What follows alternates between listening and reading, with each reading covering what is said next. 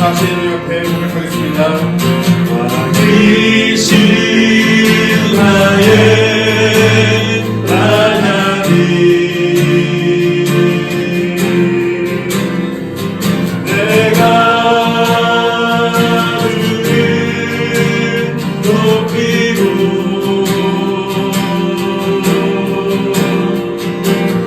영원히 주의 이름을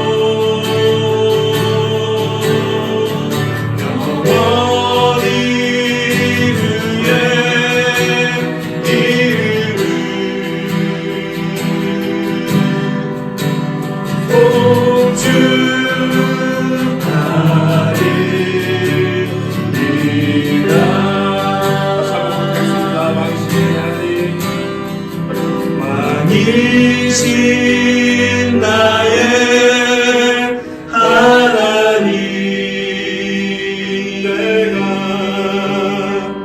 내가 주를 높이고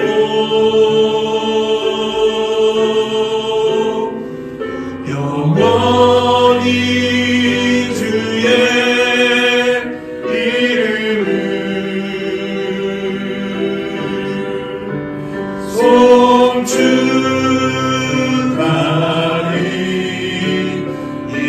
송축하리이다. 영원히 주의 이름을 영원히 주의 이름을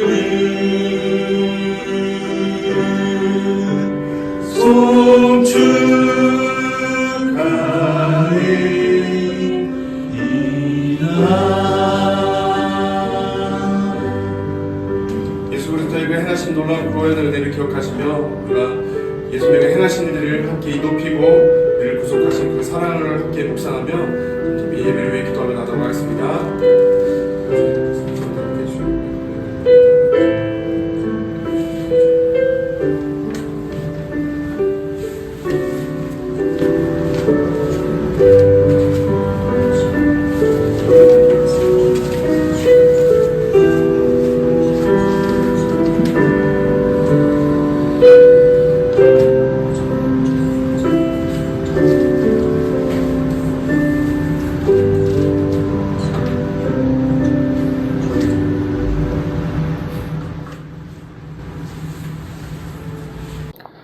사랑의 하나님 감사합니다. 사랑의 하나님이라고 수십 년을 기도하며 고백하였지만 그것이 무엇을 의미하는지 그동안 알지 못했습니다.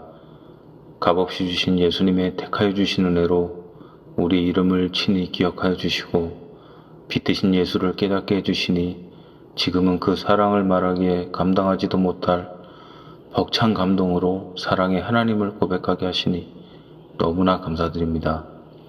우리가 아버지를 더 깨달아 알기 원합니다. 살아있는 말씀이신 예수님을 더 깊이 알기 원합니다. 말씀을 더 깊이 이해하고 배우고 가르칠 수 있는 우리들로 빚어주시고 말씀이 더해질수록 우리의 믿음이 더욱더 깊어져 다시 오실 예수님을 믿음으로 기다릴 수 있는 우리가 될 수 있도록 각 성도의 마음을 지켜주세요.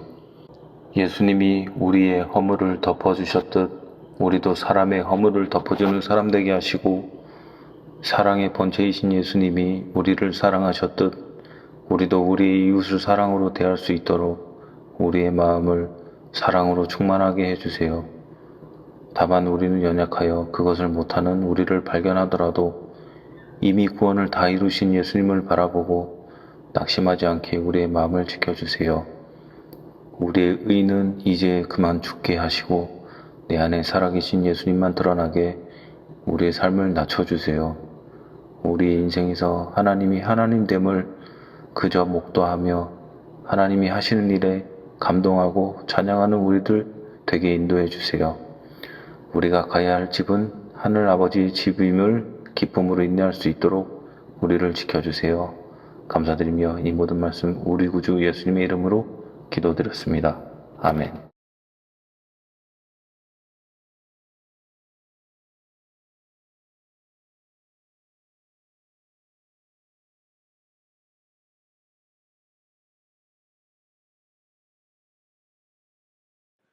네, 반갑습니다. 네, 오늘은 창세기 41장 46절에서 57절의 말씀을 함께 나누도록 하겠습니다.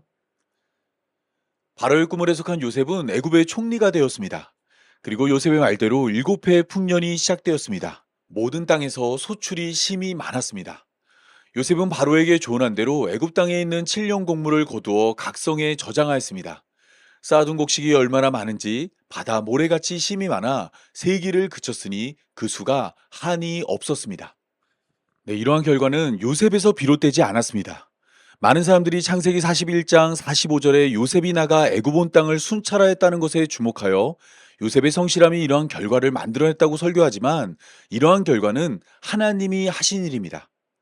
하나님이 하신 일이라는 것은 각성에 저장된 곡식을 표현하는 바다 모래에 잘 드러나고 있습니다. 바다 모래라는 표현은 하나님이 아브라함과 야곱에게 자손을 허락하며 사용했던 표현입니다. 창세기 22장 17절에서 하나님은 아브라함에게 내가 크게 번성하여 하늘의 별과 같고 바닷가의 모래와 같게 한다 말씀하였습니다. 창세기 32장 12절에서는 내가 반드시 내게 은혜를 베풀어 내 씨로 바다에 셀 수 없는 모래와 같이 많게 한다 말씀하였습니다. 셀 수 없을 만큼 풍성하게 주어지는 하나님의 일하심을 바다의 모래로 표현한 것입니다. 또한 창세기 39장부터 계속되는 요셉의 모습에서도 이러한 결과가 하나님이 하신 일이라는 것을 알게 합니다. 하나님은 보디발의 집에서 종이 된 요셉과 함께하였고 요셉이 보디발의 집 가정총무가 되어 보디발의 집과 보디발의 모든 소유를 주관하게 한 때부터 보디발의 집과 모든 소유의 복을 내려주었습니다. 감옥에 갇혔을 때도 하나님은 요셉과 함께하여 요셉이 담당하는 모든 재반 사무가 형통하게 하였습니다.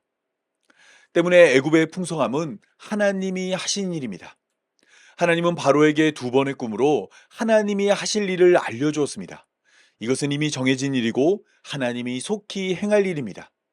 하지만 많은 사람들이 하나님이 하신 일을 사람의 수고로 돌리려 합니다. 요셉이 애굽 온 땅을 순찰하는 성실함을 보여 큰 성공을 거두었다 말합니다. 이것은 요셉을 감옥에 가둔 보디발이 요셉만 보고 요셉 뒤에 계신 하나님을 보지 못한 것과 같습니다. 하나님은 전지하고 전능한 분으로 우리의 모든 것을 주관하십니다. 하나님이 주어이고 사람은 동사입니다. 사람이 마음으로 그 길을 정할지라도 그 걸음을 인도하는 분은 하나님입니다.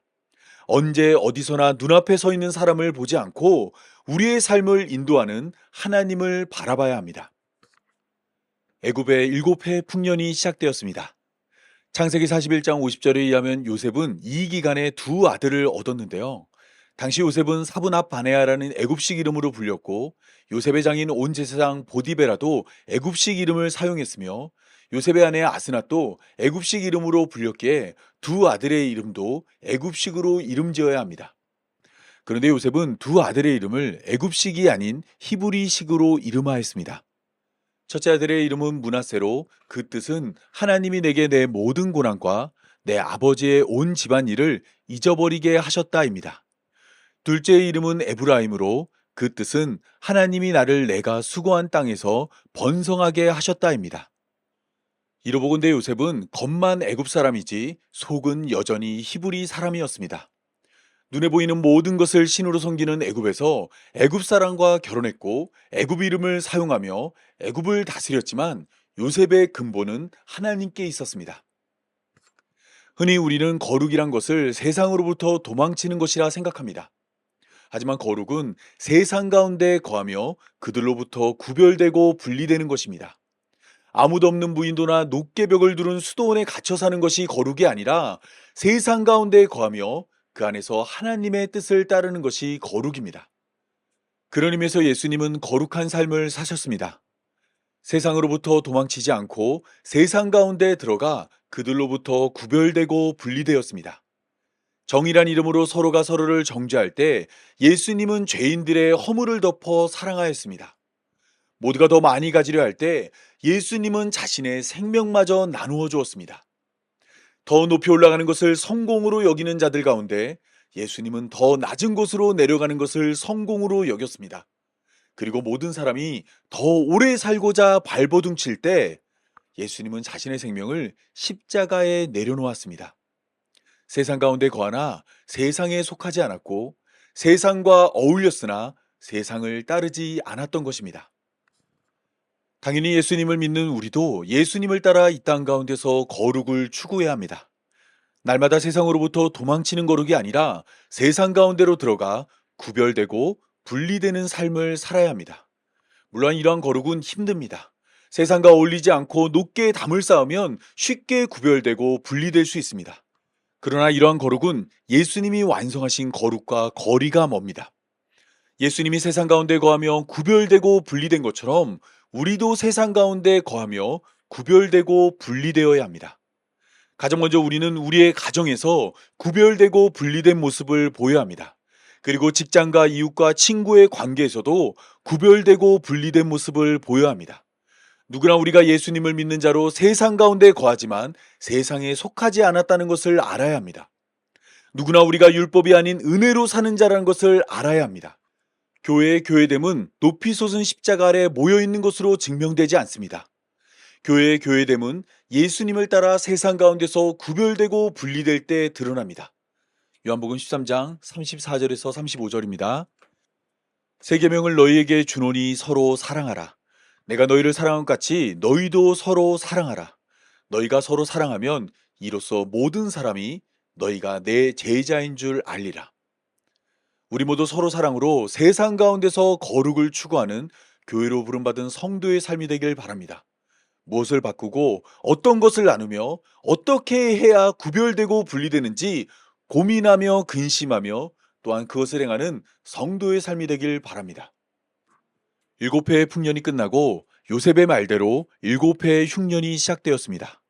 당연하게 여겼던 풍년은 온데간데 사라지고 예상치 못한 흉년이 찾아왔습니다. 7회를 지내며 늘어난 위의 크기는 이전보다 많은 것을 원했지만 입에 넣을 수 있는 음식을 찾을 수 없었습니다. 올해도 지난 7회처럼 풍년이 계속될 것이라 생각하여 다가올 흉년을 준비하지 않았기 때문입니다. 하지만 계속되는 풍년에도 불구하고 흉년을 준비한 애굽에는 음식이 있었습니다. 요셉은 7회의 풍년 동안 곡물을 거둬 각성에 저장해 두었습니다. 때문에 기근으로 죽어가는 자들은 모두 애굽으로 몰려왔습니다. 이때 애굽의 바로는 그들에게 생명을 건질 수 있는 방법을 알려주었습니다. 그것은 바로 요셉에게 가서 그가 너희에게 이르는 대로 하라는 것입니다. 기근으로 죽어가는 자는 요셉에게 나아가 그가 이르는 대로 해야만 그의 생명을 건질 수 있습니다. 창세기를 살펴보면 여러 번에 걸쳐 기근이 찾아오는 모습과 그 기근을 해결하기 위해 애굽을 찾는 모습이 나타납니다. 창세기 12장을 보면 아브라함은 하나님의 말씀대로 가나안 땅에 도착했지만 그를 기다린 것은 기근이었습니다. 때문에 아브라함은 먹을 것을 찾아 애굽으로 내려갔습니다. 창세기 26장을 보면 아브라함의 아들 이삭도 흉년을 만나 애굽으로 가기 위해 그랄에 머물렀습니다. 또한 다음 시간에 살펴볼 창세기 42장을 보면 이삭의 아들 야곱도 흉년을 만나 그의 아들들을 애굽에 보냅니다. 여기서 주목할 점은 기근은 누구에게나 찾아온다는 것입니다. 아브라함과 이삭과 야곱은 모두 하나님이 택한 자들입니다. 그리고 그들은 모두 하나님이 불러주신 약속의 땅에 머물렀습니다. 하지만 그럼에도 불구하고 그들은 모두 기근으로 큰 어려움을 겪었습니다. 하나님이 선택했고 하나님이 원하는 자리에 서 있어도 기근을 피하지 못한 것입니다. 하나님이 택한 자들에게 기근을 보내는 이유는 그들이 양식을 의지하지 못하게 하기 위함입니다. 시편 105편 16절은 창세기를 배경으로 기근이 일어난 이유를 설명하며 하나님이 그들이 의지하고 있는 양식을 다 끊었다고 말합니다. 에스겔 5장 16절도 내가 멸망하게 하는 기근의 독한 화살을 너희에게 보내되 기근을 더하여 너희가 의뢰하는 양식을 끊을 것이라 말합니다. 또한 에스겔 14장 13절도 내가 손을 그 위에 펴서 그 의지하는 양식을 끊어 기근을 내려 사람과 짐승을 그 나라에서 끊는다 말하였습니다. 하나님은 자기 백성이 양식을 의지하지 못하도록 기근을 보낸 것입니다. 그렇다면 사람은 무엇을 의지해야 할까요? 그것은 바로 하나님의 말씀입니다.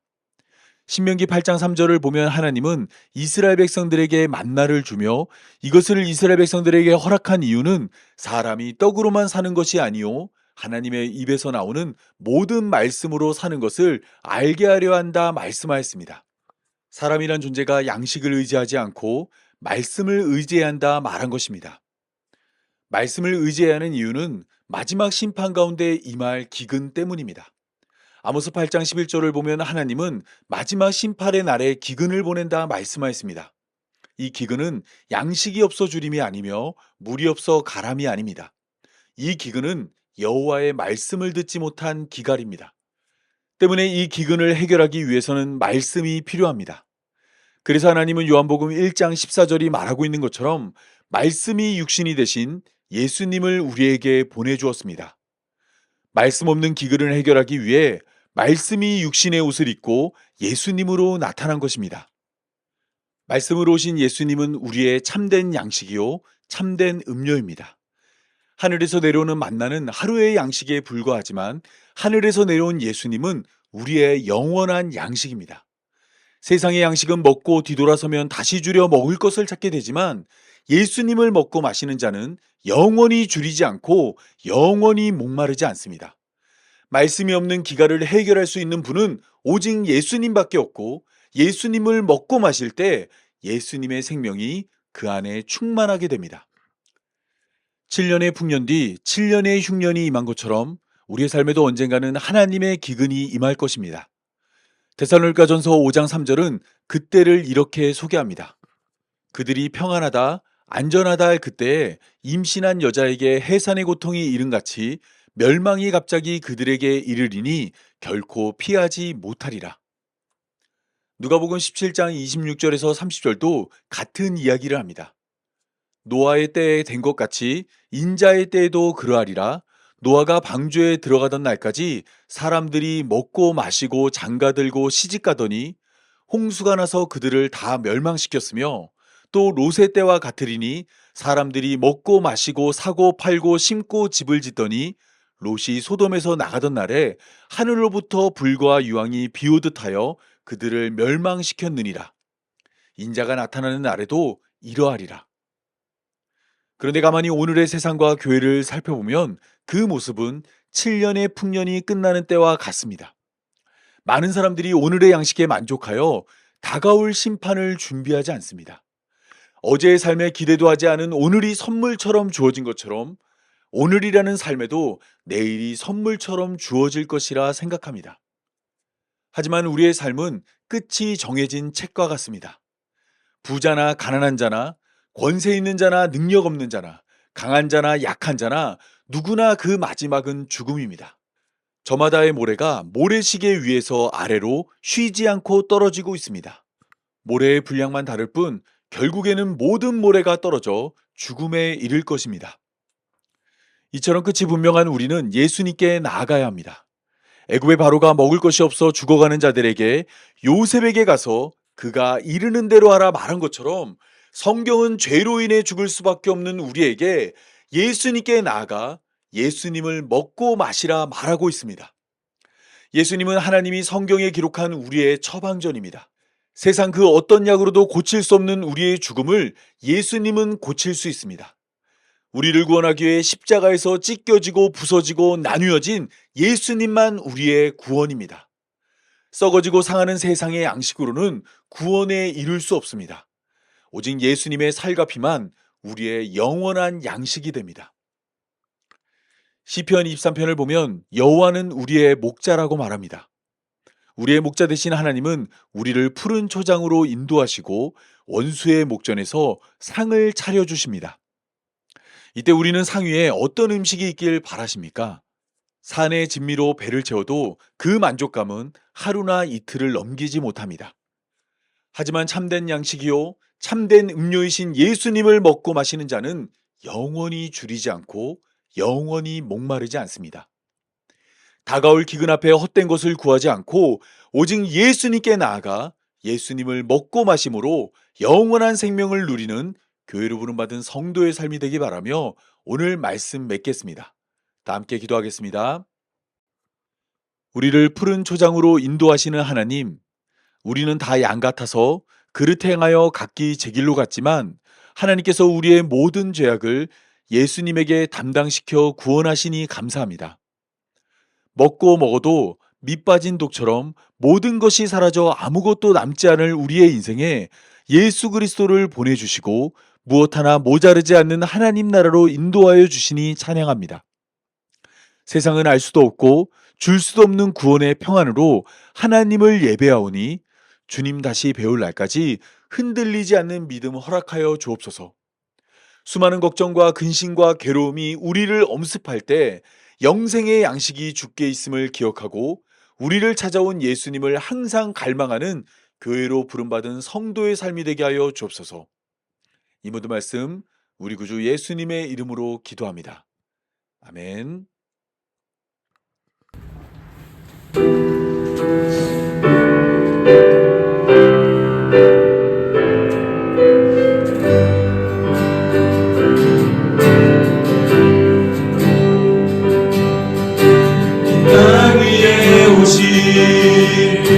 하나님의 모체 십자가에 달리사 우리 죄 사하셨네.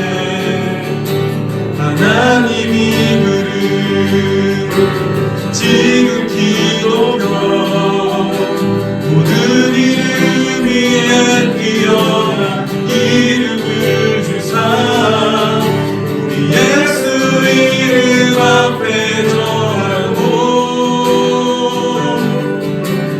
모든 힘이 주를 시네.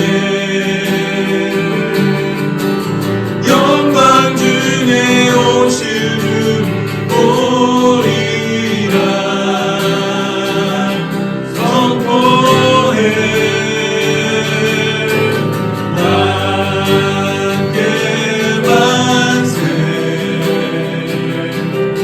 존귀와 위엄을 찬양해. 만개 만세 만세 주 예수 하나님. 우리 고백하네. 주님 오실 그날 신앙의 영광 이 땅을 비추네. 사단의 권세는 주 앞에 무너져 수명과 진리의 그곳에 가장 높도다. 우리 예수 이름 앞에 절하고 모든 힘이 주를 지네. 영광 중에 오실 주를 노리라 선포해. 함께 만세 존귀와 위엄을 찬양해. 함께 만세 주 예수 하나님. 함께 만세 함께 만세 존귀와 위엄을 찬양해. 함께 만세 주 예수 하나님.